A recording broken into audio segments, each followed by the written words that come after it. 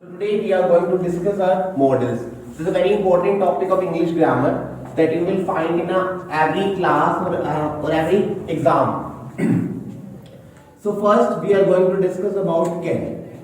So where you have to fill the can whenever you see there is an ability. If you are talking about your ability or someone's ability, you have to use can. Like I can read very well. She can write very well. These are the examples of ability. Next is capacity. Whenever we are describing our capacity, we use the model can. Like anyone, you can give me the example of capacity. Any capacity? I can eat 10 chapatis. Yes, I can eat 10 chapati. Very well. Any more examples that you can give? I can drink 5 liters of milk. You can drink 5 liters of milk. And then after capacity, whenever you see in the blanks, there is a present continuous tense. Present continuous tense, identity, verb की first form, then plus ing. The example is I dash hear what you are talking. So the next one is shows that the sentence belongs to which one? Present continuous. Then you have to use I can hear what you are talking. I can see what you are doing. Like these are the examples of can. Or you can use it in a form of an order. Like you can go now, you can read this in that form. Now we are talking about our next model, that is of could. So could is the past form of which? Can. So as similar, we were using it as in the ability of showing present when we are talking about can. But now when I am talking about the could, we will use it to showing the ability of past. Ability of past. Ability of past means the things that you can do in the past, not now. Like I dash climbed the tree when I was a child. So it shows that you can't do these things right now. This is the ability of your past. I could climb the tree when I was a child. Or we have to use this could when we are describing about any give or take.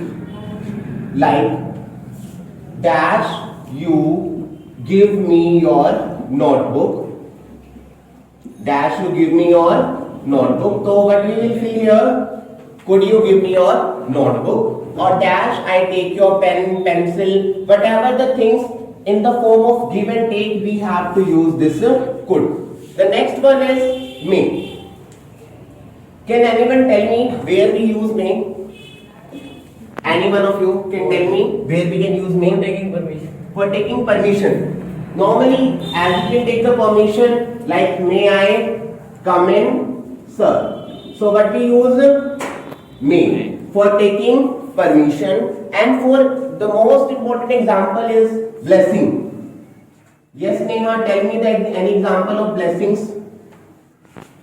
Any example of blessing? May God bless you. Yeah, may God give you a long life. So in this kind we can say that may God bless you. Or may I come in.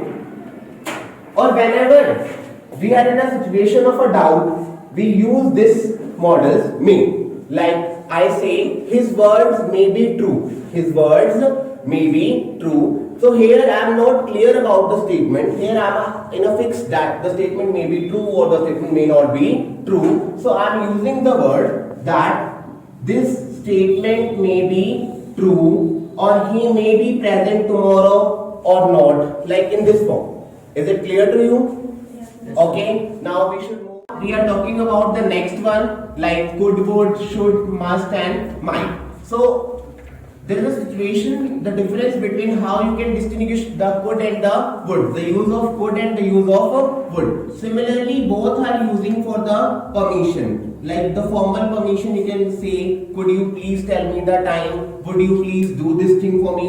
Like, would you please open the window? And any more example that you can give me from the would? Yes, tell me an example of the would. Would that I were a king. Would that I were a king. Any more example? Would you like tea or coffee? Yeah, would you like to have tea or coffee? Or the major example I already told you so many times, whenever there is a word rather, the word rather, so we have to use the word would. I would rather die than beg. कि मुझे इस दोनों चीजों के बीच में compatibility करनी है, तो मैं उन कंपैटिबिलिटी में इसको चूज करूंगा उसके instead of. Clear? The next we are going to follow of should, like where we have to use the should whenever we are advising someone. Whenever we are advising someone, like this advice should not be compulsion to that person. This is a basic advice or a normal advice to that person. So, any example that you can give me? You should have the needy. You should help the needy. We should respect our elders. ठीक है?